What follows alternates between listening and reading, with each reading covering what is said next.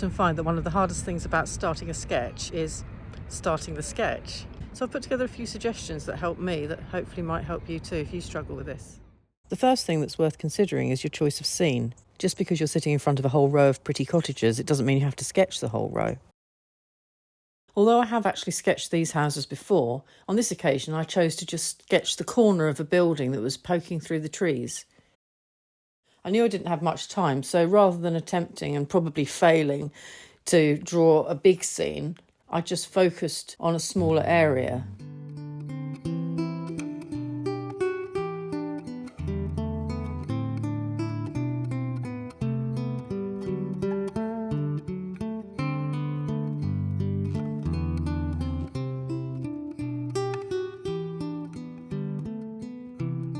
Well, just because you're sitting in front of a stately home or a mansion with loads of windows and chimneys and balconies and other complex features, it doesn't mean you have to sketch the whole building. It can be quite overwhelming if you're psychologically thinking you've got to draw it all. So you could just choose one particular element. It could be the colour or the shape that attracts you. It could just be an interesting doorway or a gate on its own. Anything that catches your eye, but it doesn't have to be everything that's in front of you. And once you start and get into your flow, you might find that you do go on to sketch more than you intended.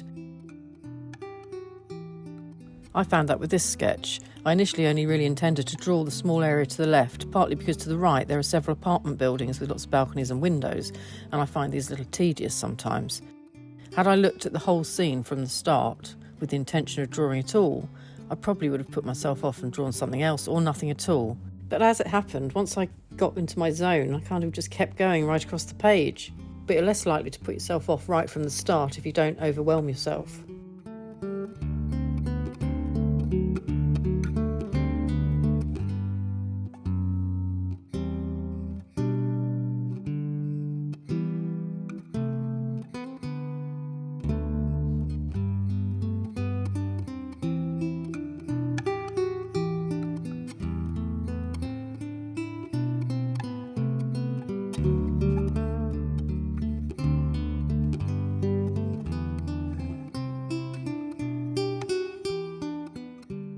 Something that might help with this is one of these view catchers. I'll put a link in the description below.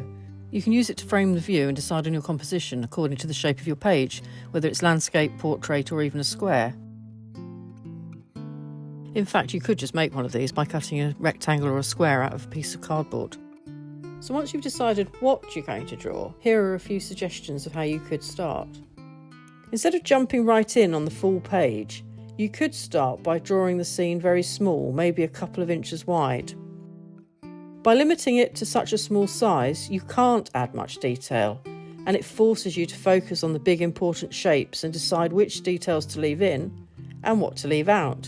And when you get to the stage of drawing the full-size version, your eyes will already be more familiar with the scene in front of you, and this can be quite helpful. You could even mark out a few small rectangles on the back page of your sketchbook, ready to do this. Another way of starting is to take note of and map out the big shapes. It's a good idea to identify the highest point of what you're about to draw, so that you can make sure you allow enough room on the page for it. Even if that's not where you actually start the drawing. For example, this chimney is my highest point on this picture, but I didn't actually start drawing here. But when I did start drawing, in the back of my mind I knew where it was and roughly how high it was, and so I was bearing that in mind when I started drawing my first lines to make sure that I was far enough down the page.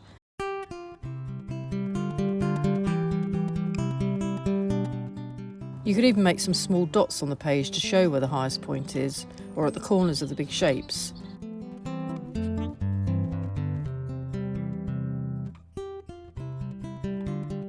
Another approach is to pick a starting point and just build it up from there, line by line.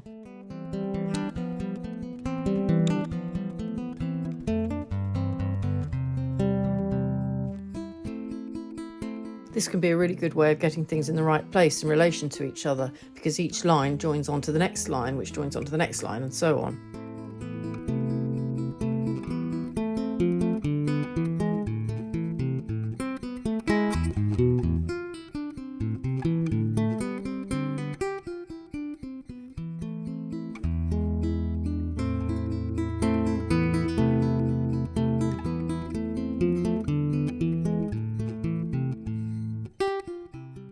It was a useful approach here where the scene was quite complex and most of the shapes were of similar size. There weren't really any big ones to pick out first.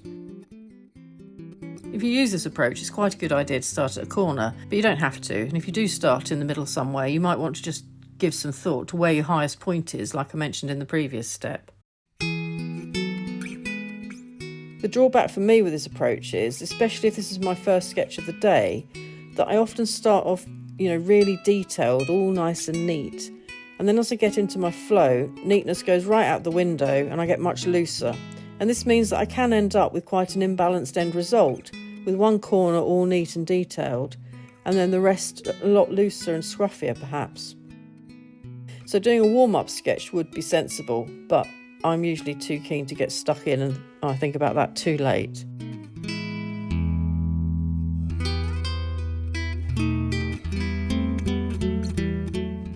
Another approach you could try, depending on the shape of what you're drawing, is to start with the outlines.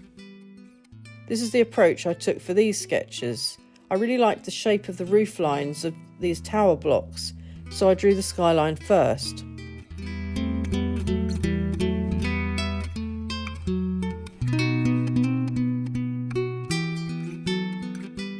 But however you start, there's absolutely no right way or wrong way, there's no rules, it's just a case of trying different approaches and seeing what works for you on that particular day and with that particular scene that you've chosen to capture.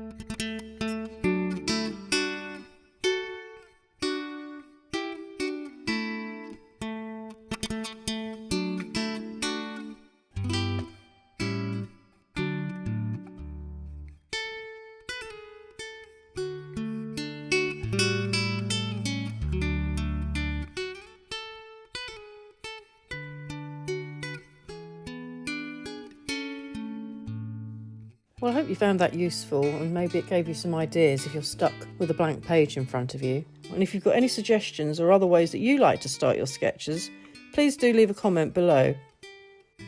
Thanks for watching and happy sketching.